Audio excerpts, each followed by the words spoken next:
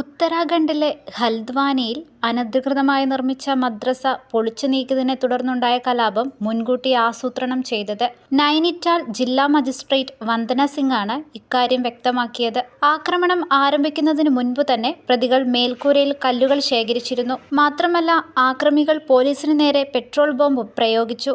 ബൻഭൂൽപുര police സ്റ്റേഷന് നേരെ വെടിയുതിർക്കുകയും വാഹനങ്ങൾക്ക് തീയിടുകയും ചെയ്തു. ഭരണകൂട സംവിധാനങ്ങളെയും സംസ്ഥാന ചിഹ്നങ്ങളെയും ആക്രമിക്കുകയാണ് ആൾക്കൂട്ടം ചെയ്തതെന്നും വന്ദന സിംഗ് പറഞ്ഞു. മുനിസിപ്പൽ കോർപ്പറേഷൻ ഉദ്യോഗസ്ഥർ മസ്ജിദ് പൊളിക്കുന്നതിനിടെ 20 പേരടങ്ങിയ സംഘമാണ് ജനക്കൂട്ടത്തെ പ്രകോപിപ്പിച്ചത്. മന്ദിരം പൊളിക്കുന്നതിന് കോടതിയുടെ സ്റ്റേ ഇല്ലായിരുന്നു. അനധികൃത നിർമ്മാണങ്ങൾ നീക്കം ചെയ്യുന്നതിനുള്ള നിയമ നടപടി വിവിധ സ്ഥലങ്ങളിൽ നടക്കുന്നുണ്ട്. അതിനാൽ ഇവിടെയും അത് ചെയ്യുകയായിരുന്നു. ആക്രമണ സമയത്ത് ജീവനും സ്വത്തിനും ഹാനികരമായ ഒരു നടപടിയും പോലീസും ഭരണകൂടവും സ്വീകരിച്ചില്ല. മസ്ജിദ് പൊളിച്ചു മാറ്റുന്ന നടപടികൾ സമാധാനപരമായി പുരോഗമിക്കുന്നതിനിടെയായിരുന്നു ആക്രമണം നടന്നതെന്നും ജില്ലാ മജിസ്ട്രേറ്റ് വ്യക്തമാക്കി. സംഭവവുമായി ബന്ധപ്പെട്ട് 3 എഫ്ഐആറുകൾ ഇതുവരെ രജിസ്റ്റർ ചെയ്തിട്ടുണ്ട്.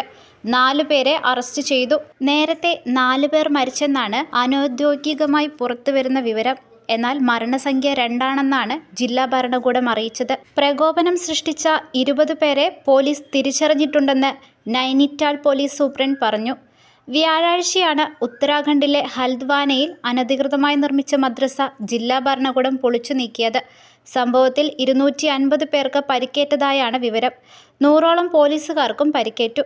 സംഘർഷം കണക്കിലെടുത്ത് സ്കൂളുകൾ അടച്ചിട്ടിരിക്കുകയാണ്. പ്രദേശത്ത് ഇന്റർനെറ്റ് നിരോധിക്കുകയും നിരോധനാജ്ഞ പ്രഖ്യാപിക്കുകയും ചെയ്തു. ആക്രമികളെ വെടിവെക്കാൻ ഉത്തരാഖണ്ഡ് മുഖ്യമന്ത്രി പുഷ്കർ സിംഗ് ധാമി നിർദ്ദേശം നൽകിയിരുന്നു.